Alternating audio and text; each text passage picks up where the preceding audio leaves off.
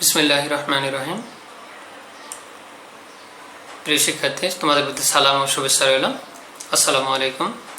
আশা করি তোমরা ভালো আছো। আলহামদুলিল্লাহ, আমি ভালো আছি। আমি মাজারুল ইসলাম, নুরুসসালাহ ক্যাম্পাস অনলাইন ক্লাসে তোমাদের স্বাগত। প্রিয় শিক্ষার্থী, অনলাইন ক্লাসের ধারাবাহিকতায় আজ আমি তোমাদের সামনে মডেল 38 কোশ্চেন নাম্বার 9 to 12 অর্থাৎ 9, 10, 11, 12 এই 4টি কোশ্চেন নিয়ে আলোচনা করব। ওকে প্রিয় শিক্ষার্থী, শুরুতে আছে question number 9। Make WH questions from the given sentences.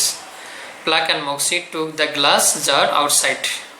Pluck and Moxie নিচে আন্ডারলাইন করা আছে, তাহলে এখানে হবে who took the glass jar outside.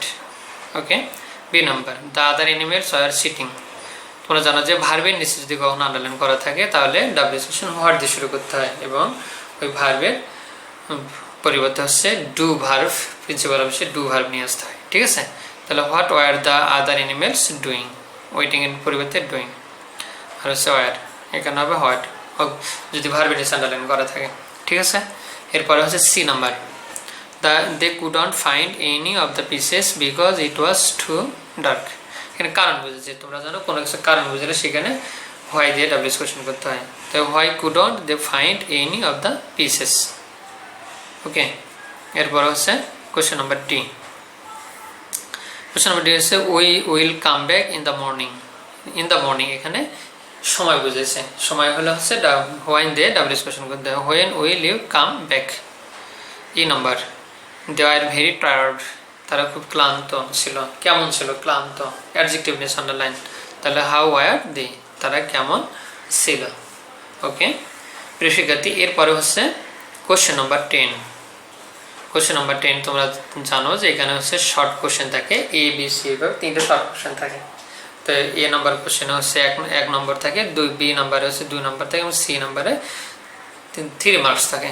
ঠিক আছে, তো read the instruction about the having preparation for the exam then answer the following questions.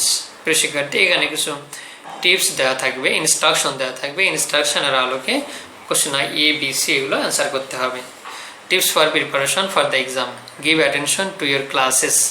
Prepare notes yourself. Try to understand each and every lesson.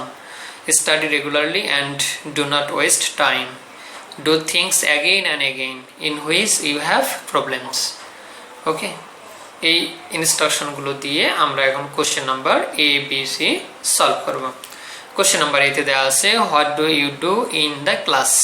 তুমি ক্লাসে কি করো? তাহলে ক্লাসে কী করে অনেকভাবে অ্যান্সার দেওয়া যায়। তো এখানে অ্যাপ্রোপ্রিয়েট অ্যান্সার হচ্ছে I give attention to the teachers in the class. আমি ক্লাসে শিক্ষকদের কথায় শিক্ষকদের মনোযোগ দিই, শিক্ষকরা যা বলে সেটার প্রতি আমি মনোযোগ দিই। B number why should you prepare notes yourself. তুমি নিজে কেন নোট প্রস্তুত করো, তৈরি করো। I should prepare notes myself to have skill on the subjects. আমি কোনো বিষয়ে দক্ষতা অর্জন করার ক্ষেত্রের জন্য নিজেই নোট প্রস্তুত করি। How can you do well in the exam.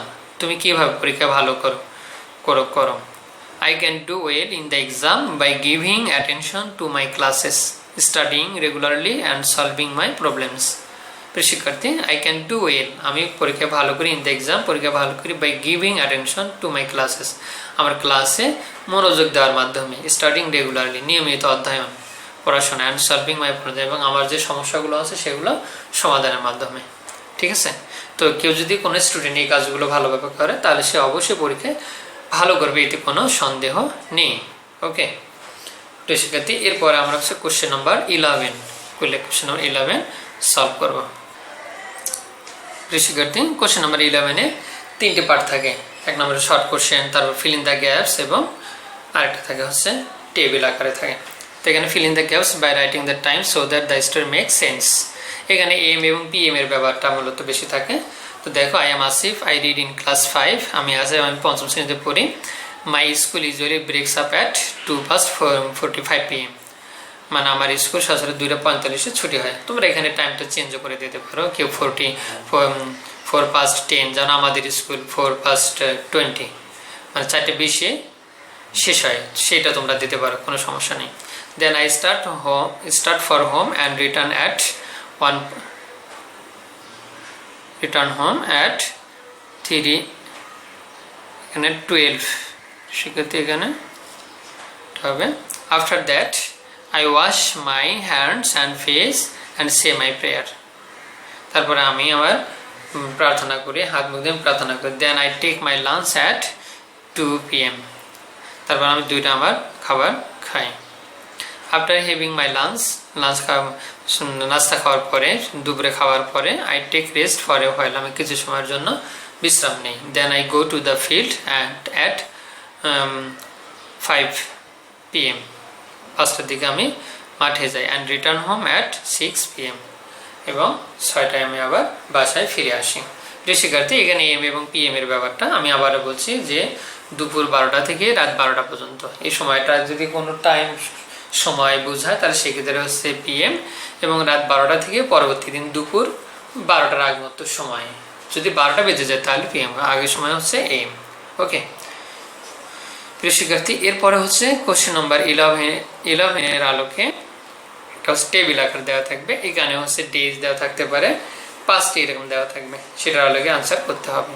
Here is the schedule of leisure time activities of student. Write 5 sentences using days of the week. Saturday is the first day of the week. ঠিক আছে, schedule of leisure times activities, এখানে first day, second day, third day, fourth day, fifth day, এভাবে Saturday first day, Sunday second day, Monday third day, তারপর Tuesday fourth day, Wednesday fifth day, Thursday six day, Friday 7 day, যেহেতু 7 দিন আছে, 7 দিনের বেশি তো হবে না। আর এখানে কিছু কাজ দেওয়া আছে, কোন কাজগুলো করা হয়। Gardening, playing games with friends, gardening, playing computer games, reading study books. ঠিক আছে, সামান্য যদি তোমরা এখানে টেন্সে যদি দক্ষতা থাকে তাহলে এই অ্যান্সারগুলো খুব সহজে করা সম্ভব। আর এখানে একটা জিনিস মনে রাখতে হবে যে ডে এবং ডেট এর পুরো প্রিপোজিশন অন বসে, এই জিনিসটা বেশি important, on.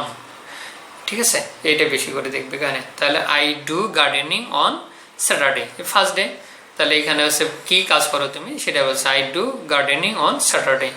I play games with my friends, I playing এখানে ভার্ব আছে, I play games with my friends on Sunday, second day. I again do gardening on Monday, এবং আবার এখানে গার্ডেনিং দেওয়া আছে, তাহলে অ্যাগেনটা আগে দেওয়া যায় অথবা এখানে দিলে হবে I again do gardening on Monday. I play computer games on Tuesday হচ্ছে ফোর্থ ডে, এই জন্য এখানে Tuesday হয়েছে। ফিফথ ডে হচ্ছে Wednesday. I read story books, I reading এখানে আছে, তাহলে এটাকে ভার্ব করতে I read story books on Wednesday. Okay তো শিক্ষার্থী, এরপরে হচ্ছে কোশ্চেন নাম্বার 12। তোমরা জানো কোশ্চেন নাম্বার 12 হচ্ছে রিঅ্যারেঞ্জ, এলোমেলো কিছু ওয়ার্ড দেওয়া থাকে, সেটার আলোকে তোমাদেরকে একটা সেন্টেন্স তৈরি করতে হবে, যে সেন্টেন্সটা অবশ্যই অর্থপূর্ণ হবে।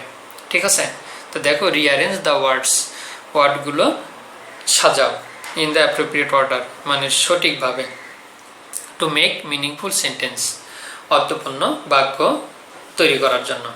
ঠিক আছে, এখানে দেখো এলোমেলো ওয়ার্ডগুলো দেওয়া আছে, to, write, be, wants, Maria. তাহলে এখানে সাজিয়ে যদি আমি লিখি তাহলে কি হবে, মারিয়া। আর এখানে মনে রাখবা যে সেন্টেন্সের শুরুতে ক্যাপিটাল লেটার অবশ্যই দিতে হবে, এবং সেন্টেন্সের শেষে ফুল স্টপ অথবা কোশ্চেন মার্ক অথবা এক্সক্লামেশন মার্ক, এই 3টি চিহ্ন অবশ্যই দিতে হবে, 3টে যে কোনো একটি। তাহলে এখানে সাবজেক্ট মারিয়া আছে, মারিয়া ওয়ান্টস এর যুক্ত wants to be a writer, Maria wants to be a writer, Maria একজন লেখিকা হতে চায়। ডে ইট লাভলি ইজ তাহলে এখানে কি হবে, সাবজেক্ট হিসেবে এখানে প্রোনাউন হিসেবে ইট আছে, ইট, তারপর auxiliary verb is, it is a lovely day.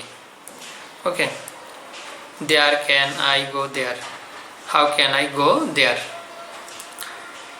Chittagong, Teknaf, far, how from, is, তাহলে how far is Teknaf from Chittagong.